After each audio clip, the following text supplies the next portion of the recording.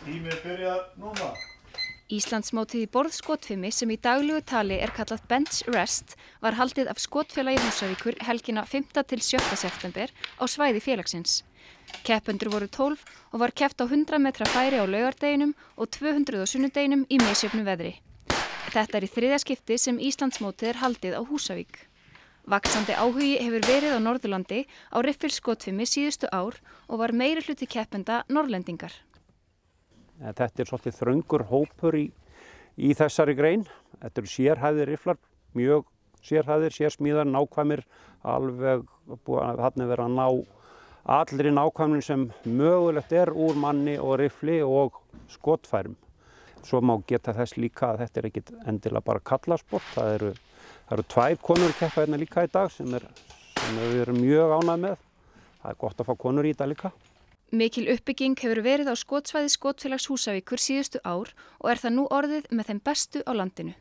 Það eru nokkur ár síðan við byggðum hérna riffilhús, mjög flott riffilhús og hérna ég átti nú kannski ekkert endilega von á því að nú stæðum við hérna við hliðina á nýrri félagsaðstöðu en það er orðin staðreynd. Við getum sagt að við séum að vígja þetta hús í dag þó að það sé ekki full klárað en það er langt komið og hérna framtíðin verður björt hjá okkur. Jóhannes Frank Jóhannesson hefur lagt stund á riffilskotfimi í áratugi, bæði hér heima og í seinni tíð einnig erlendis. Ég er búinn nokkuð sem til Ameríku að keppa og var síðast að keppa á heimsmeistaramótinu í Kanada í fyrra. Það gekk mjög vel ég náði mínu markmiði þar og það var ansi hörð keppni. Hvað þarf góð riffilskipti að hafa til brunns að bera til að ná árangri?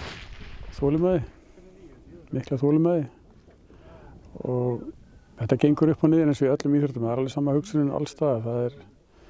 Þú getur átt slæma daga en þú þarft alltaf bara að halda áfram vinnunni því að ef maður lýsir sér bara, þú verður að læra, þú verður að gera mistök, þú ert að læra þeim og í rauninni er þetta svona pínlítið, kannski má líka kalla nördasport þannig séð því að það er mikil nákvæmni sem veltist við þarna. Ekki bara við að skjóta, heldur allar kúlurnar, allir skotin, þetta er allt sérsmíða, hver kúla er smíð einu í höndum og skotin eru sérútbúin, það er vigtað upp á grein eða minnstu part á grammi í skotin.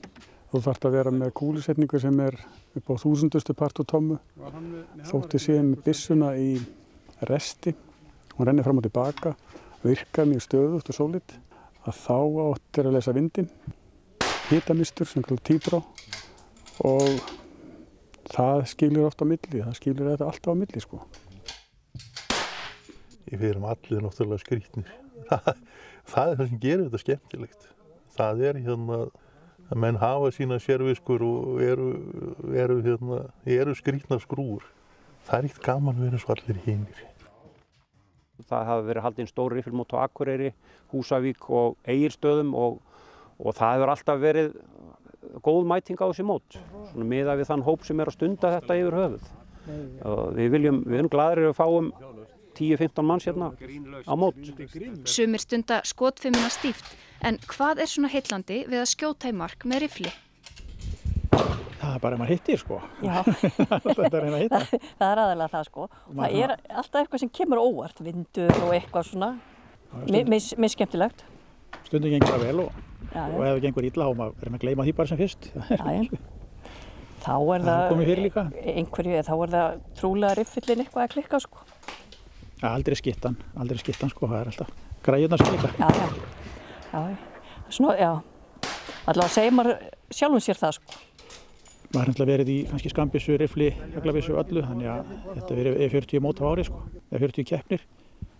Stundum er kannski 3 flokkar sama daginn, maður telur það kannski sem 3 keppnir en þá má verið að slaga upp til 50 svoleiðis keppnir bestu árunum, þannig að það er slatti. Ég er í mun færri mótum svona, ég er ekki alveg svona stórtæk. Það var tími til að stunda vinnu? Jú, það er alltaf skropp í vinnarnarslæði með þessu. Til að kosta þetta sport, að vera að vinna með þessu. Það vinnst smá tími í það. Þetta er fínt hjónasport Já. Og þið talið hér á reynslu? Já. Búin að pröfa nokkuð mót, þannig að við vitum þetta. Þetta er náttúrulega, ég veit ekki hvort maður má segja það sitja með góðan riffil, góðu veðri og miða á punkt og sjá gatið birtast nákvæmlega þar sem að maður miðaði. Þetta er að skemmtilegasta sem hægt er að gera í buxum. Það er bara svoleiðis.